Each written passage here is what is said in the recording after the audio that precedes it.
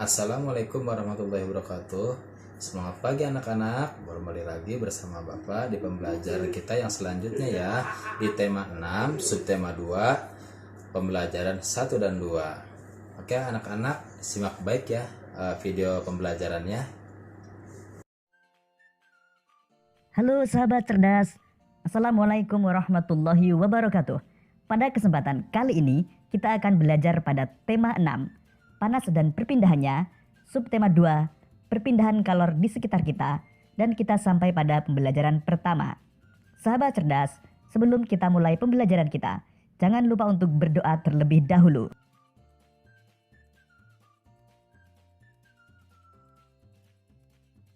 Hari ini Siti libur sekolah. Siti dan ibu memasak bersama di dapur. Siti membantu ibu membuat tumis kangkung kesukaannya. Ibu meletakkan wajan di atas kompor, kemudian menyalakan api kompor. Tidak berapa lama, ibu menuangkan sedikit minyak goreng ke dalam wajan. Siti diminta menunggu wajan tersebut sampai minyak goreng di dalam wajan itu panas. Tak berapa lama, timbul gelembung kecil dalam minyak goreng. Saat itulah Siti tahu bahwa minyak goreng itu telah cukup panas. Sahabat cerdas, tahukah kalian mengapa minyak goreng di dalam wajan tersebut memanas? Minyak goreng di dalam wajan tersebut memanas karena terjadi perpindahan panas atau kalor. Apa itu perpindahan panas atau kalor? Untuk mengetahuinya, mari kita lanjutkan pembelajaran kita.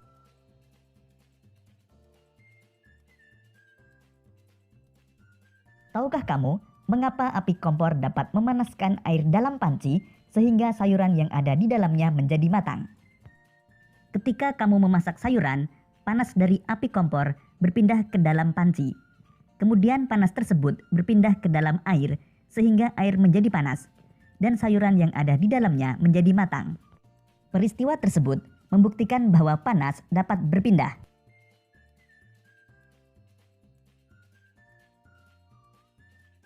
Letak matahari dari bumi sangat jauh, yaitu sekitar 152.100.000 km. Akan tetapi, panas dari matahari dapat berpindah atau merambat ke bumi sehingga kita dapat merasakan hangatnya sinar matahari. Panas berpindah dari benda yang bersuhu tinggi ke benda yang bersuhu lebih rendah. Lalu bagaimana panas dapat berpindah? Panas dapat berpindah melalui 3 cara, yaitu konduksi, konveksi, dan radiasi. Konduksi adalah perpindahan panas tanpa disertai perpindahan zat perantara. Contoh konduksi adalah panci logam yang panas karena diletakkan di atas kompor yang berapi. Konveksi adalah perpindahan panas yang disertai dengan perpindahan bagian zat perantaranya. Contoh peristiwa konveksi, misalnya air di dalam panci yang dipanaskan hingga mendidih. Radiasi adalah perpindahan panas dengan pancaran yang tidak membutuhkan zat perantara. Peristiwa radiasi yang terjadi sehari-hari adalah sinar matahari yang sampai ke bumi dan menghangatkan udara serta makhluk hidup di bumi. Sahabat cerdas, sekarang mari kita bahas lebih jauh tentang perpindahan panas secara konduksi. Perpindahan panas secara konduksi disebut juga perpindahan panas secara hantaran. Konduksi adalah perpindahan panas tanpa disertai perpindahan zat perantara. Jadi, hanya energi panas saja yang berpindah. Perpindahan panas secara konduksi terjadi pada zat padat. Berikut ini contoh peristiwa konduksi dalam kehidupan sehari-hari. Memanaskan batang logam. Meskipun hanya salah satu ujung besi yang dipanaskan, namun panasnya akan menyebar ke seluruh bagian besi, sampai ke ujung yang tidak dipanaskan. Hal tersebut membuktikan panas berpindah melalui perantara besi. Setrika listrik. Setrika listrik akan memindahkan panas dari sumber panas yang berasal dari energi listrik ke pakaian. Panas berpindah melalui bagian logam yang merupakan konduktor. Mengaduk kopi panas dengan sendok logam, maka panas akan berpindah dari air ke seluruh bagian sendok.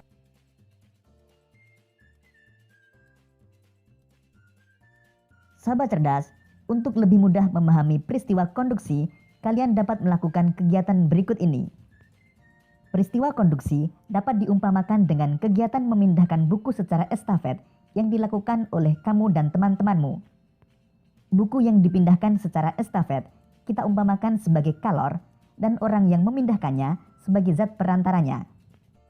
Ketika kamu dan teman-temanmu memindahkan buku secara estafet, yang berpindah hanya buku itu saja, sedangkan kamu dan temanmu sebagai perantara tetap diam di tempat atau tidak berpindah. Begitu pula dengan peristiwa konduksi, hanya kalor yang berpindah, zat perantaranya tetap. Baiklah anak-anak, sekarang kita akan masuk ke pembelajaran yang kedua.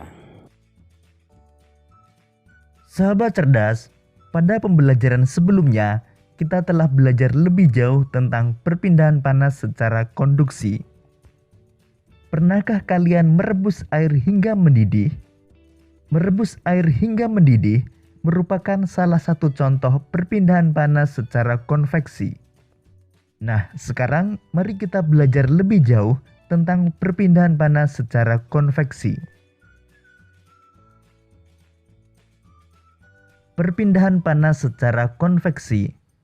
Perpindahan panas secara konveksi disebut juga sebagai perpindahan panas secara aliran. Perpindahan panas secara konveksi ialah perpindahan panas yang disertai dengan perpindahan zat perantaranya. Jadi, pada perpindahan panas secara konveksi, tidak hanya energi panas yang berpindah, tetapi zat perantara juga ikut berpindah. Perpindahan panas secara konveksi terjadi pada zat cair dan zat gas.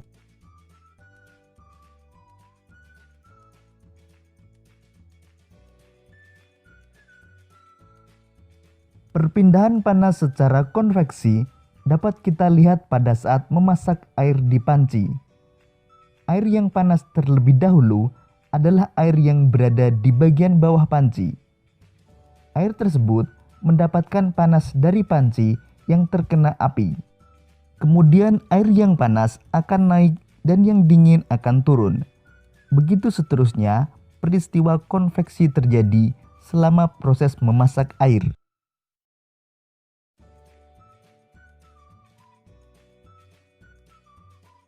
Perpindahan panas secara konveksi dapat diumpamakan dengan kegiatan memindahkan setumpuk buku dari satu tempat ke tempat lain. Ketika kamu memindahkan buku tersebut ke tempat lain, tentu kamu akan ikut bersama dengan buku-buku tersebut.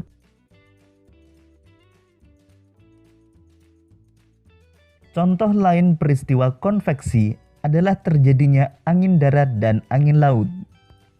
Angin darat adalah angin yang bertiup dari darat ke laut. Angin darat terjadi karena udara di darat pada malam hari lebih cepat dingin daripada udara di laut, sehingga udara yang berada di atas laut akan naik dan udara dari darat akan menggantikan posisi udara yang naik tadi.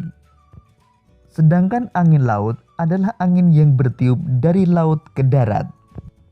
Angin laut terjadi karena pada siang hari daratan lebih cepat panas dibandingkan di laut, sehingga udara di darat akan naik dan udara dari laut akan mengalir ke darat menggantikan tempat udara yang naik tadi. Keadaan tersebut digunakan para nelayan untuk pergi melaut pada malam hari dan kembali ke darat pada pagi atau siang hari. Contoh lain peristiwa konveksi adalah asap cerobong pabrik yang membumbung tinggi. Kemudian gerakan balon udara. Demikian tadi sahabat cerdas, penjelasan tentang perpindahan panas secara konveksi. Sahabat cerdas, dalam setiap seni tari melibatkan penari dan pemain musik. Para penari menyampaikan pesan melalui gerakan-gerakan yang ditunjukkan kepada penontonnya. Pada saat menari, para penari akan membentuk sebuah formasi menari tertentu. Apa itu formasi menari? Untuk mengetahuinya, mari kita lanjutkan pembelajaran kita.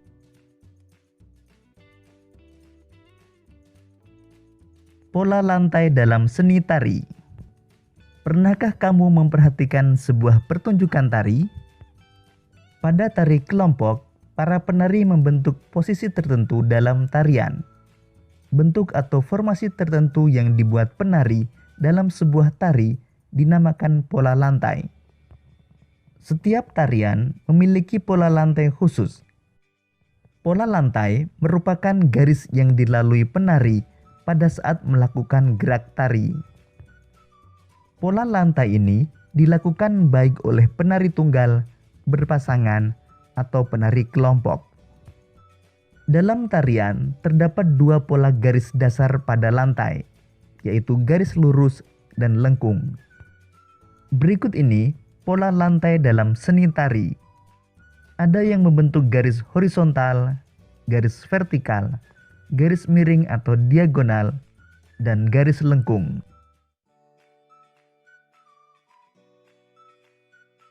Pengembangan pola lantai lurus dapat berupa pola lantai zigzag, segitiga, segi empat, dan segi lima. Pola lantai lengkung dapat dikembangkan menjadi berbagai pola lantai antara lain berupa lingkaran, angka 8, garis lengkung ke depan, dan garis lengkung ke belakang. Berikut ini adalah dua jenis tari daerah yang memiliki pola lantai yang berbeda, yaitu tari jaran kepang dan tari bedoyo semang. Tari jaran kepang mempunyai pola lantai gabungan antara pola lantai lurus dan lengkung yang sederhana. Pola lantai yang digunakan pada tari ini antara lain pola melingkar, garis lurus ke depan, dan garis horizontal.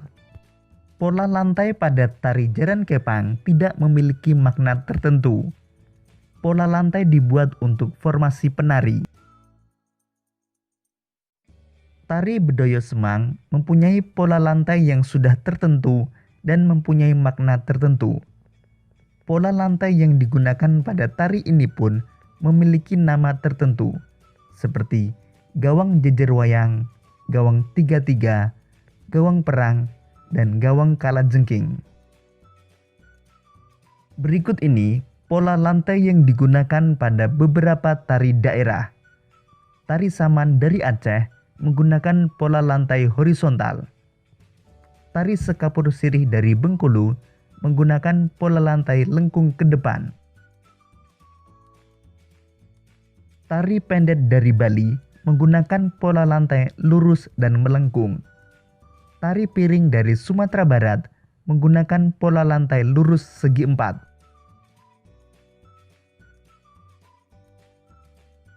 Demikian tadi sahabat cerdas pembelajaran kita pada tema 6, subtema 2 dan pembelajaran kedua. Terima kasih sahabat cerdas.